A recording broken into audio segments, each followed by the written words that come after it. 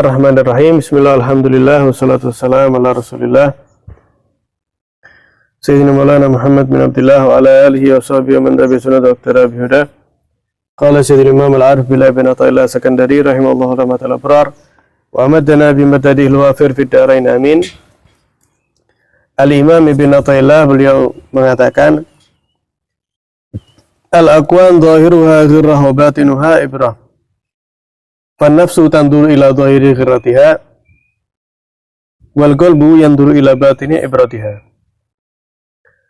Al-Imam Ibn Athaillah kembali mengingatkan kita selalu tentang bahwasanya sesungguhnya dunia dan segala keindahannya ini zahirnya adalah tipuan, namun batinnya banyak sekali pelajaran-pelajaran yang bisa kita ambil dan bisa justru kita manfaatkan untuk kebahagiaan kita di dunia dan di akhirat. Fan-nafsu tanduru ila zahiri ghirratiha. Maka hawa nafsu kita ini selalu yang dilihat adalah keindahannya. Keindahan, kenikmatan daripada dunia tersebut. Wal qalbu yanduru ila batin ibratiha, dan hati justru melihat kepada pelajaran-pelajaran atau hikmah-hikmah yang bisa diambil, manfaat-manfaat baik yang bisa diambil daripada dunia tersebut. Al-Hawariyin, pengikut Nabi Isa, itu pernah tanya kepada Nabi Isa alaihissalam, ya Ruhallah, sifatkan kepada kami para aulia itu seperti apa? Yang mana mereka dikatakan la khaufun alaihim wa lahum yahzanun. Para wali itu tidak ada lagi rasa takut, tidak ada lagi rasa sedih. Maka dijawab panjang oleh beliau, diantaranya mereka itu adalah kaum yang bihim nataqal kitab. Mereka itulah orang yang ciri-cirinya disebutkan dalam Al-Quran. Jadi Al-Quran berbicara tentang mereka dan mereka berbicara tentang Al-Quran. Berbalik ya. Wa bihim ulimal kitab. Melalui mereka para wali ini Al-Quran kita dikenal, yakni hikmah ilmunya Al-Quran bisa difahami, tafsirnya. Wabihi ulimu, dan dengan Al-Quran lah mereka para aulia diketahui. Jadi kebalikannya. Kemudian diantara sifatnya nadharu ila batini dunya hina nadharun nas ila zahiriha. Mereka memandang kepada batinnya dunia ketika manusia banyak yang melihat kepada zahirnya saja. Mereka melihat dunia ini dengan masa depan. Ketika manusia melihat manusia ini untuk hal yang sekarang. Jadi kalau mereka para aulia, para sholihin ini ketika melihat dunia, yang dilihat itu yang dibikin tolak ukur gimana nanti di akhiratnya itu seperti apa. Jadi contoh sederhananya misalnya ada muamalah. Kok muamalah ini mengandung keberkahan, maka mereka akan sangat menyetujui hal tersebut, sangat suka. Misalnya dalam berdagang, perdagangan yang halal, perdagangan yang baik, yang tidak ada menipu, tidak ada riba. Jadi kedepannya ini yang dilihat. Nah, namun kata beliau, banyak orang sekarang ini yang dilihat pokoknya sekarang gimana wis gitu wae. Riba dari riba urusan nanti.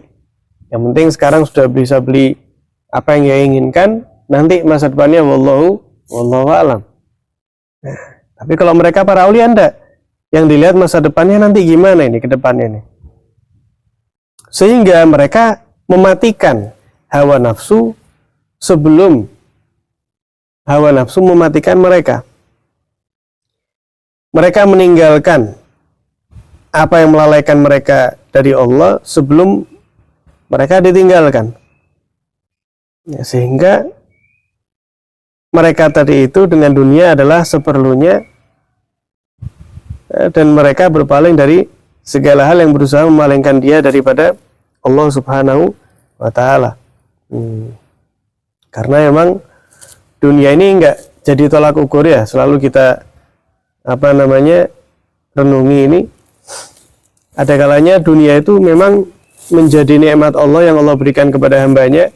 Kapan? Kalau dia ternyata berhasil mengelolanya dengan baik, tidak menggugurkan kewajiban yang Allah wajibkan kepada dia. Oh, berarti dunianya dia tadi itu nikmat. Oh, ternyata dia bisa membangun masjid, dia bisa menyantuni fakir miskin. Oh, berarti ini dunia di tangannya manfaat. Tapi ada kalanya dunia itu justru menjadi hukuman yang Allah berikan kepada hambanya. Buktinya apa? Ciri-cirinya dipakai buat hal-hal yang haram, dipakai buat menzalimi orang. Oh, berarti ini dunia yang Allah berikan kepadanya justru azab, bukan nikmat. Kemudian beliau mengatakan dengan kalam hikmah yang sangat indah sekali. Kata beliau, "Mata auhasyakallahu min khalqih, fa'lam annahu yuridu an yaftaha laka babul unsi bihi." Ketahuilah bahwa ketika Allah Subhanahu wa taala membuatmu itu kok sumpak atau gundah dengan makhluknya, kecewa dengan makhluknya, maka ketahuilah bahwasanya Allah menghendaki, menginginkan untuk membuka untukmu pintu kemesraan, kedekatan, keharmonisan dengan Allah Subhanahu wa taala. Jadi jangan heran ketika seorang hamba minta kepada Allah ketenangan dalam hidup.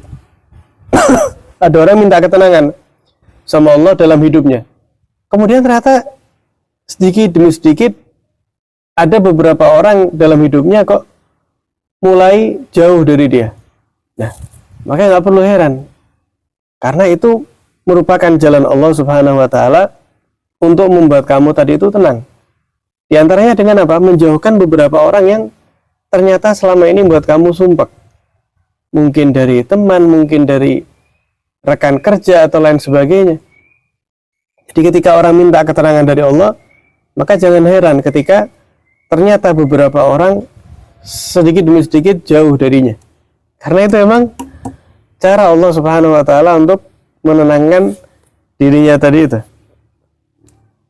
Itu yang Allah lakukan pada para nabi, para rasul, para aulia, para orang soleh.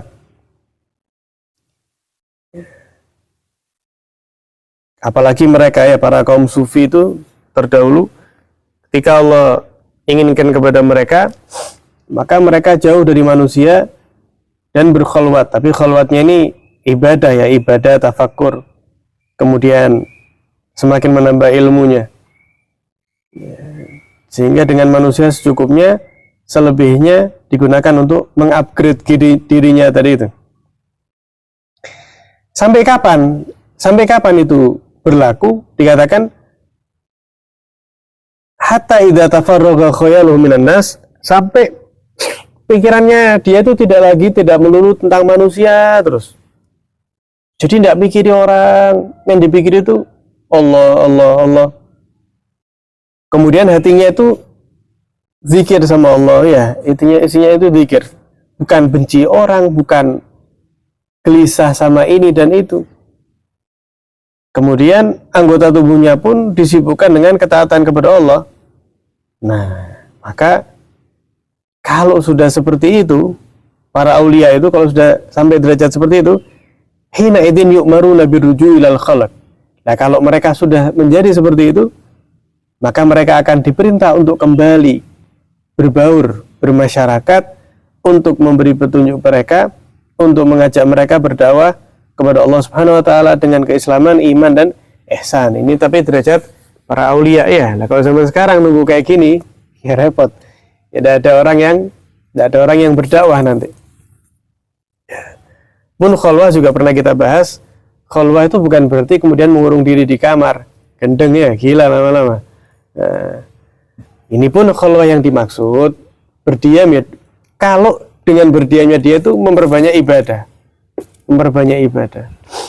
Makanya sebagian ulama mengatakan orang itu tidur itu aja patut untuk disyukuri ketika dia menyadari bahwa tidurnya dia itu berarti dia tidak ngerasani orang, berarti dia tidak zalimi orang. Kan tarkul ma'siyah itu, dia berdiam saja itu kan meninggalkan maksiat. Tapi kalau khalwahnya justru berbuat maksiat, ya lain lagi, kumpul Hasan sama orang, mencari kesibukan. Khalwah diam-diam di kamar minum toa misalnya, naudzubillah. Ya udah khalwah itu namanya, kumpul aja. Ngopi-ngopi mending daripada minum toa. Bukan seperti itu, maksudnya apa? Nggak terlalu banyak mengetahui urusannya orang. Orang itu semakin banyak tahu ngurusi urusannya orang, semakin banyak info yang dia dapat tentang fulan, apa yang terjadi? Dia akan mikirin orang, akan mikirin suudzon, dan mungkin nanti lama-lama jiwanya akan terbiasa ingin mencoba apa yang dilakukan oleh orang lain tadi itu yang berbuat keburukan. Sehingga ini indah dari kalam Imam Ibn Athaillah, ketika Allah membuat kamu itu sumpah dari makhluknya. Ini alarm bahwa Allah ingin kamu kembali bermesraan dengannya. Mungkin kamu dalam sholat kurang khusyuk, mungkin kamu bacaan Al-Qur'annya lama, mungkin kamu lama tidak ngaji, mungkin kamu lama tidak baca rotib, misalnya zikir kepada Allah, mungkin kamu lama tidak baca wirdul latif. Apa diantara alarmnya? Kamu dikecewakan oleh makhluk, mungkin oleh teman, mungkin oleh keluarga, mungkin oleh siapapun, mungkin oleh rekan kerja yang mungkin seseorang menganggap makhluk tersebutlah yang bisa menenangkan jiwanya. Kok ternyata gagal, tidak berhasil menenangkan jiwanya. Nah, itu Allah ingin memanggil bahwa tidak ada yang lebih menenangkan jiwa melainkan Allah Subhanahu wa ta'ala. Ala bizikrillahi tatmainnul qulub. Hanya kepada zikir kepada Allah lah hati akan menjadi tenang. Ya, sangat indah sekali ketika kita kumpul dengan teman, kita nongkrong, kita berbicara sama teman, berbagi pikiran. Ya, tapi ketika seorang mengandalkan itu untuk menenangkan jiwa lah, itu yang keliru. Nongkrong oke, ya, ketawa-ketawa, guyon sama temannya, pulang balik sumpah lagi. Nah, tapi lain kalau dia tadi itu mengadukan hal tersebut kepada Allah, maka insya Allah ya, Allah akan memberikan ketenangan kepada jiwanya. Mudah-mudahan ya kita dikasih ketenangan, ketentraman, kenyamanan jiwa oleh Allah Subhanahu wa taala. Amin ya rabbal alamin. Sallallahu alaihi wasallam Muhammadin wa ala alihi wasallam. Alhamdulillahirabbil alamin.